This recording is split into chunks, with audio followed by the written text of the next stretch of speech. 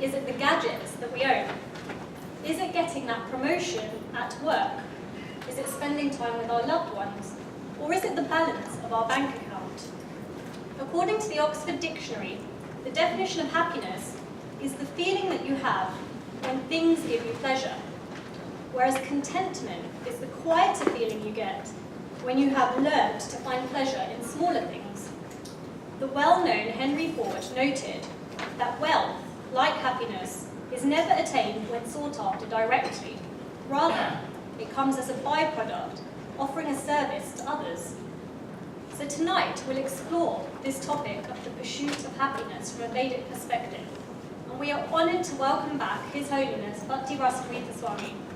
His Holiness holds an MBA from Bombay University, and he worked at a large multinational bank before dedicating his life to sharing the practical teachings of the Bhagavad Gita. Please join me in welcoming His Holiness.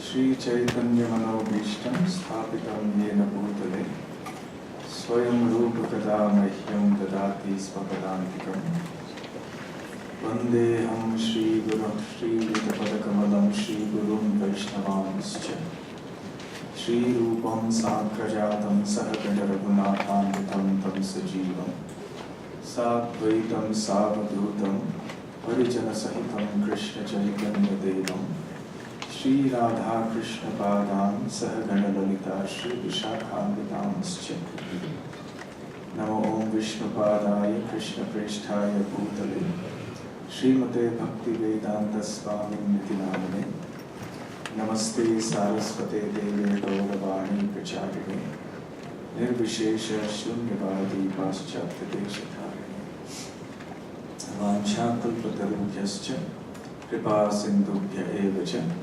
Patitanam Pavanebhyo Vaishnavebhyo Namo Namaha Jai Shri Krishna Chaitanya Prabhu Nityananda Shri Advaita Gadadhara Shri Vasadi Gaura Bhakta Hare Krishna Krishna Krishna Hare Hare Hare Rama Rama Rama Hare Hare.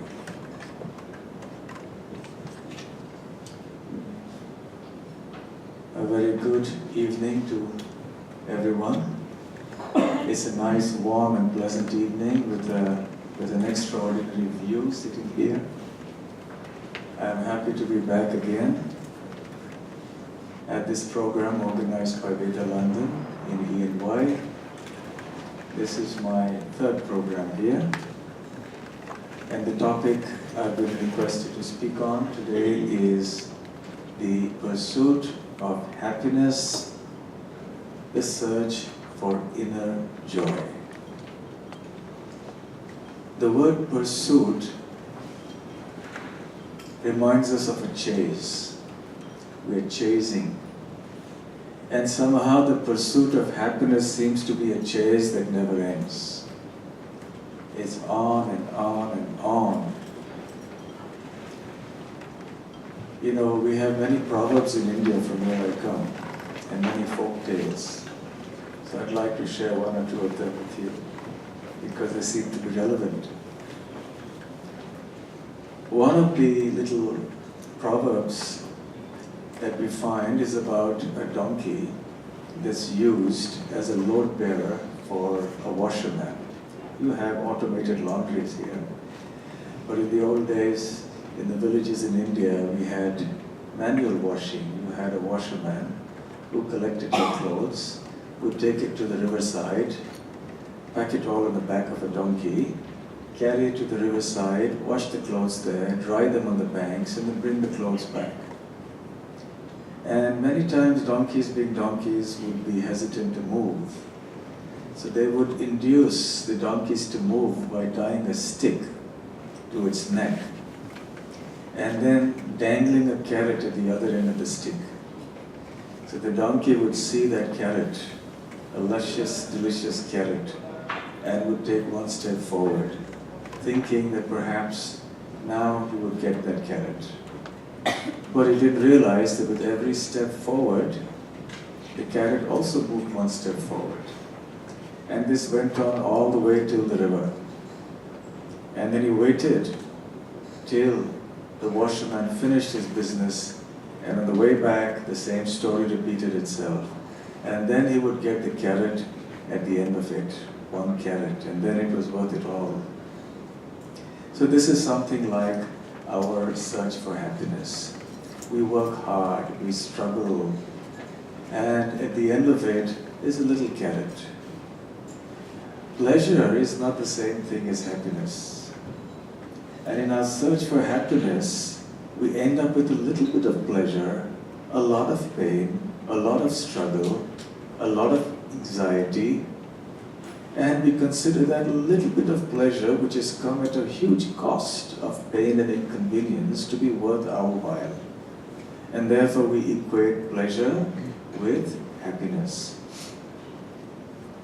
There's also that funny folk tale which we've heard from our childhood about, once again, coming to donkeys and washermen. There was a donkey who was grazing. He was a free animal. He was grazing, eating grass, and he happened to spot another donkey, and he recognized him as his old school friend. And he went up to him and they exchanged notes and said, "So, hello, my dear friend, how are you? It's been such a long time since we met. How are things?" and so on. And then they exchanged notes about what they were doing. And so the first donkey said, "I'm just moving around, I eat grass wherever it's available, I'm a free bird, I'm happy." And he asked the other one, "What do you do?" He said, "I work for the washerman." He said, "Really? And what does your work involve?" When he'd heard the description, the first donkey was saying, "That's a lot of work. So why do you do so much work over there?" He said, "It's because, well, okay, let me tell you the story," he said. My boss, the washerman, he has a daughter. She's a very beautiful young lady. And one day, the daughter committed some mistakes. So the boss was very unhappy. The father was so angry with her that in his anger, he spoke harshly and said, "You're such a silly girl that I will get you married to my donkey." So I'm waiting for that day when that will happen. So in the hope that that will happen one day, I continue my work for the washerman.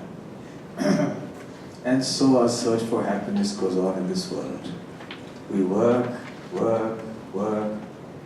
We're tired of work. We try to enjoy. It doesn't seem to give us something substantial. The struggle just continues, much like an animal trying to chase its own tail, round and round and round. The search goes on endlessly. Happiness remains something so elusive, something tantalizingly nearby, but when you go to get it, it slips out of your grasp and leaves behind something that you didn't anticipate, some pain, some inconvenience. And actually, the struggle for happiness is natural, because, as I was just mentioning to our friend Amit here, that happiness is everybody's business. It's our business, it's our natural business. We all want to be happy. Whether we are atheists, whether we are believers, whether we believe in one ideology or another, one thing that unites us all is that we seek happiness. There's no one who goes to a place of worship or has any ideology that says, well, I want some pain, I want distress in life. But the point is, this search for happiness is moving outwards. And it's going outwards further and further away as the days go by. And this search for happiness outwards is being fueled by an elaborate machinery for propaganda on behalf of certain entities who seek profit for themselves at our expense. And so this huge propaganda machinery of advertising is so tantalizing, it is so bewildering, it is so alluring that we get captivated, much like moths flying into a little fire. So we run after the things of this world. Just walk down any street in any major city of the world, and what will you see? All sorts of products being advertised and displayed. And with the promise, the lure, you just use this product, you will be happy. You do this, you will be happy. So false promises of happiness being offered to us at every turn, at every step of life in our existence here. It's all pervasive. It's in the media. It's all your senses are subsumed. There is an assault of this propaganda at every moment of our life. And this propaganda, this assault is so strong that it becomes part of our thinking. It enters into the deepest recesses of our consciousness and it becomes us. It becomes our philosophy, our ideology. This is what will make me happy. If I just get that type of shoe, I buy this kind of a jacket, I get that electronic gizmo, I do this such and such thing, I eat at such and such a restaurant, I go to such and such a tourist place for my holidays, and I do recreational activities of this sort, then I will be happy. So it's a whole big propaganda game that is inducing us, motivating us, compelling us, driving us to enjoy goods and services. And this is called consumerism. Consumerism is an ideology or an economic or social order that says that you should consume goods and services in ever-increasing quantities. Just go on consuming more. The more you consume, the more you will be happy. So we have an unwritten but very strongly entrenched fallacious philosophy, which is, to express it in the form of an equation, that consumerism equals happiness and satisfaction. So the more you consume, the more happy you will be. So accumulate things, be in the acquisitive mode, acquire more and more and more. So the acquisition, possession, and consumption of more and more is our standard of perceived happiness. But things don't work like that. In fact, the exact opposite is the reality. Why so? Because the things of this world do not have the innate or intrinsic capacity to give us happiness.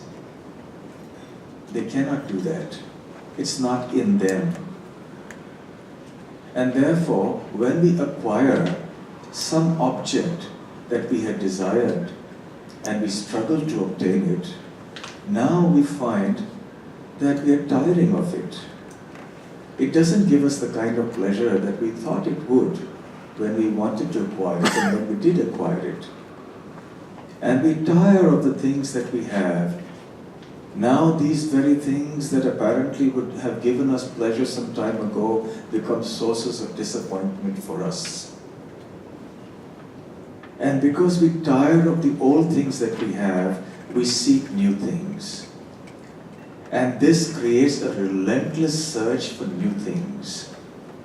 And something that makes us tired of everything else that we have. So the modern day structure of the world and the way the economics and technology and the production and everything is geared is just towards this. Somehow, not just provide you with more and more things, but ensure if it hasn't happened already to you, that you get tired of what you have and you seek more and more and more. So there is something called planned obsolescence. You plan your product in such a way that it will become obsolete very soon. And today consumerism has reached such a peak that planned obsolescence means that your product will get out of date or it will lose its charm for you in absurdly short intervals of time.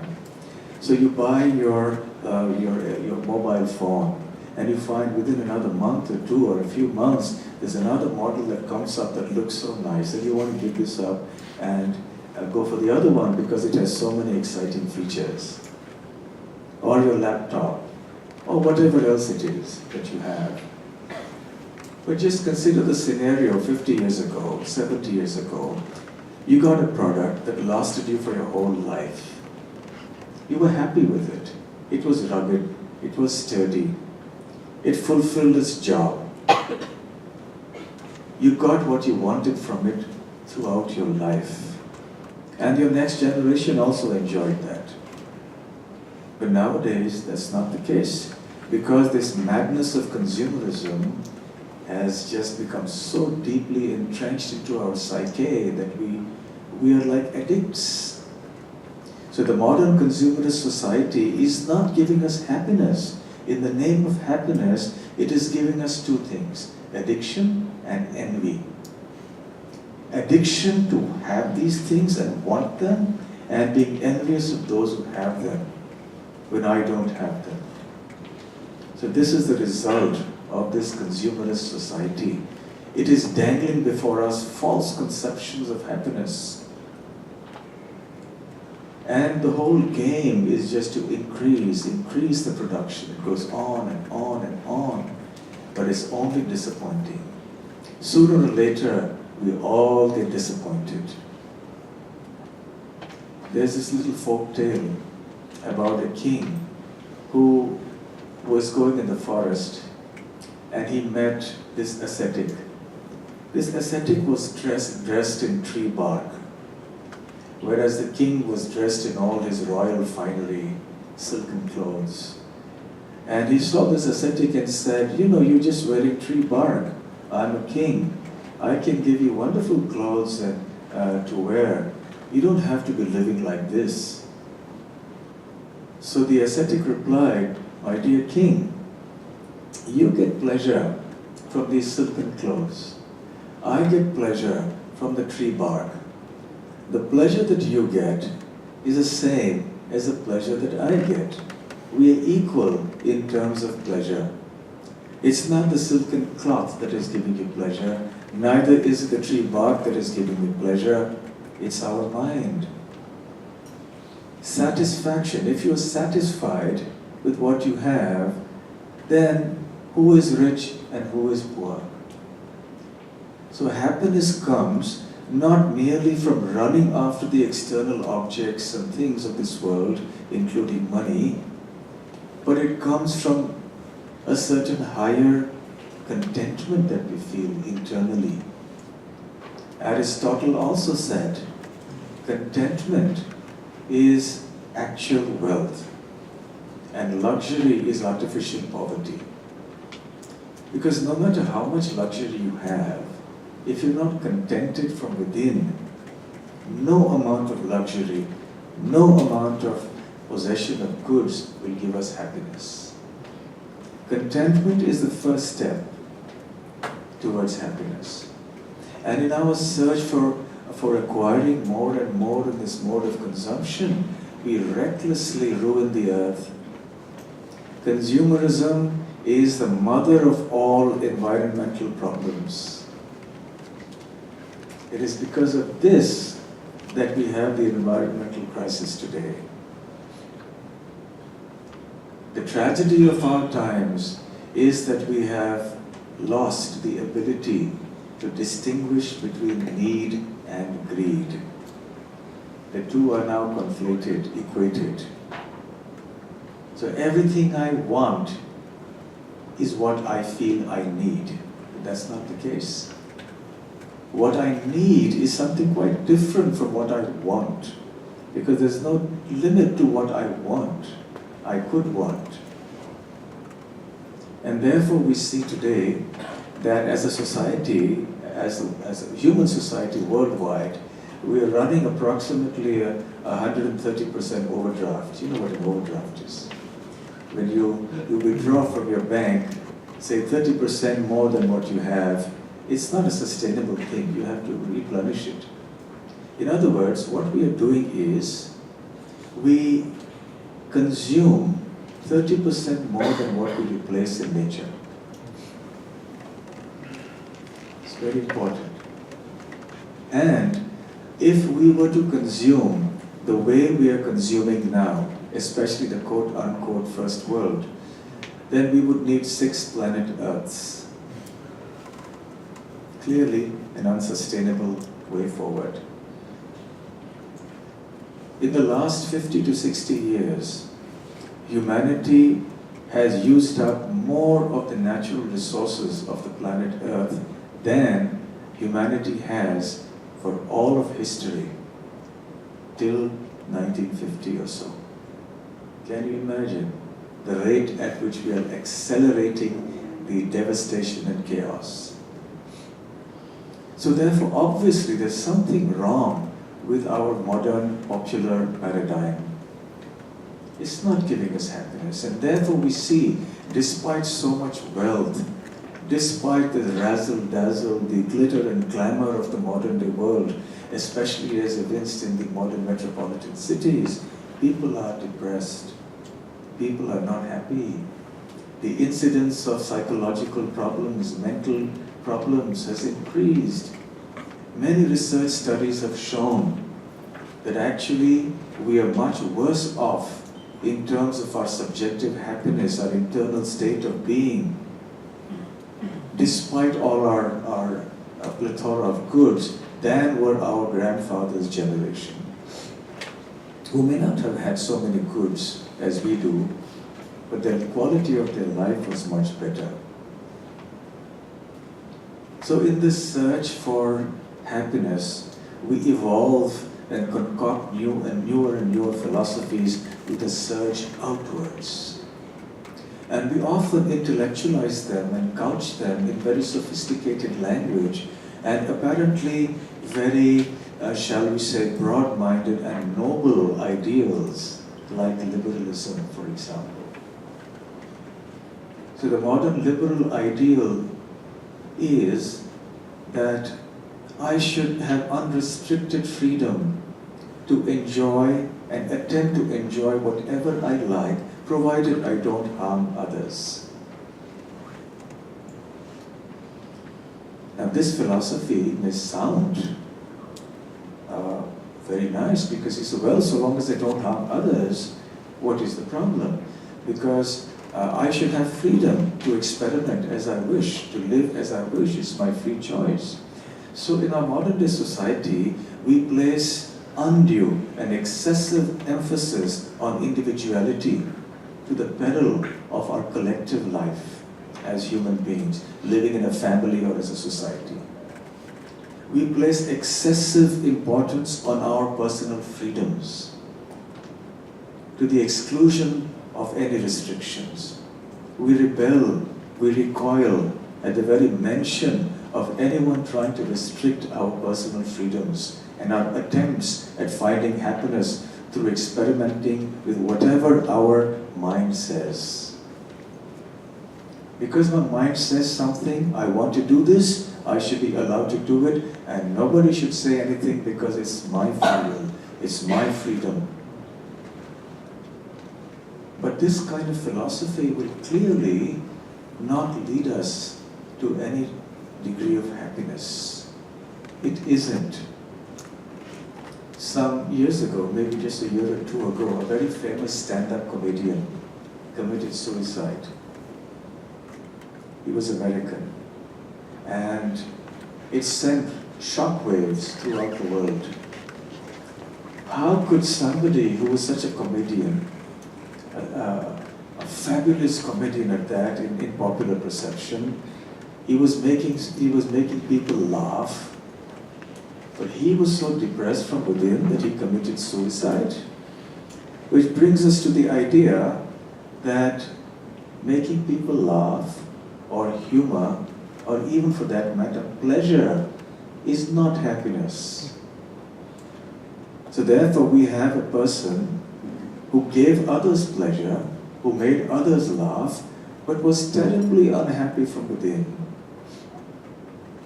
Very recently, as of maybe a few days or a few weeks ago, I believe I don't listen to modern music, but I read the newspaper headlines which said that one famous singer, part of a famous band, he committed suicide, and that also sent shockwaves. And that's something that we've seen over the decades. You know, many famous musicians and singers have committed suicide. Many of them have died unnatural deaths. Many of them have drugged themselves to death.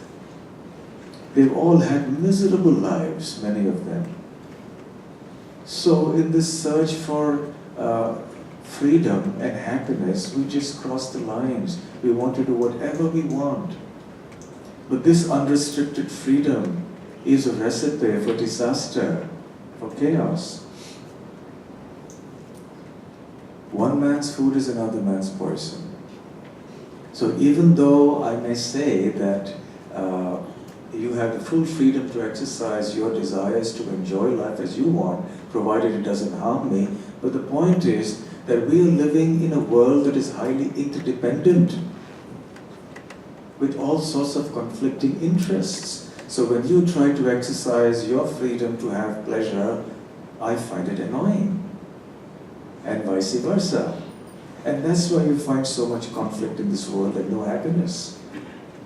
So clearly the formula that each of us should be just left to ourselves to do whatever we want in our search for happiness, provided I don't harm somebody else, will not work. It is not working, it never worked. So we need to look at some other models. There is some other dimension that we need to look at. Let me ask you a question. If I want to be a doctor, can I say, well, I'll just do my own thing and become a doctor? You wouldn't take this seriously. You say, that's not possible. You can't just do your own thing and be a doctor. You have to follow a certain protocol. You have to follow a certain regimen that is given by somebody, by some authority like a well-known university and so on. You have to train under certain qualified doctors and teachers. You can't just do your own thing and become a doctor. Similarly, let's say someone wants to become a really top-class, world-class footballer. Can you say, I want to do my own thing and become a footballer? No. Look at all the top football clubs and the football teams. They have coaches who are paid the earth. And they're sacked the moment they're not successful. They're paid multi-million-dollar fees. And the coach has a big job at his hand. He practically controls the lives of the players, including their personal life, what they eat, whom they live with, what they do with their recreational time. And they have to follow such a rigid discipline. It's not enough to have talent. You have to go through that whole regimen and training. You have to follow that protocol and the discipline. So, no one can say, I'll be a top-class footballer just by doing my own thing. So similarly, happiness is a science. Happiness is a skill that has to be learned. And therefore we need to be trained. Therefore we need to subject ourselves to some discipline, to some regimen, to some protocol. So the idea that I will do whatever I like and no one should say anything about it is something that is not conducive. It doesn't make sense. Why should everything else be amenable to discipline? but only happiness, I can be undisciplined. I can do whatever I like. It's not a very reasonable proposition. So then, what kind of discipline, what kind of life shall we follow? What kind of ideology shall we follow for happiness? What is happiness anyway? And here we come to the ancient wisdom of the Bhagavad Gita. Now we begin to talk business. Now we are talking. As I said earlier, happiness is everybody's business. This is our real business. But somehow we do the business wrong. So in the Bhagavad Gita, we have very nice things, very wonderful things that are told to us about happiness. So how does one define happiness? Happiness is our natural condition. This is as succinct and pithy a definition of happiness as anyone can give. But the important question arises, what is the meaning of that term our? What is the definition of me? Who am I? The modern day society is plagued by conception of bodily consciousness, that I am the body. But I am not the body. I am the soul. I am a spiritual entity. And therefore, happiness is the natural condition of my soul, of me, the soul. Let me ask you a question. You don't have to answer it verbally, but you can answer it in your mind. Which is the most widely followed religion in the world today? And I know what you're thinking. You're thinking of one of two or three or four religious faiths. But my thinking is a little different. My thinking is the most widely followed religion in the world is not A, B, or C that you're thinking, but the most widely followed religion in the world is materialism. That's the greatest religion going on today. Everybody's following it. Regardless of their ethnicity, regardless of their nationality, gender, their persuasions, regardless of what religious faith they follow, everybody has this one religion in common, materialism. Even religion is tainted heavily with materialism. True religion is that which is selfless, and we'll come to that shortly. But here we have everything in our life being tainted by some selfish interest, some gross material interest. This materialism has percolated down into the essence of our beings, almost. So our conception of life is materialistic. Our conception of happiness is materialistic.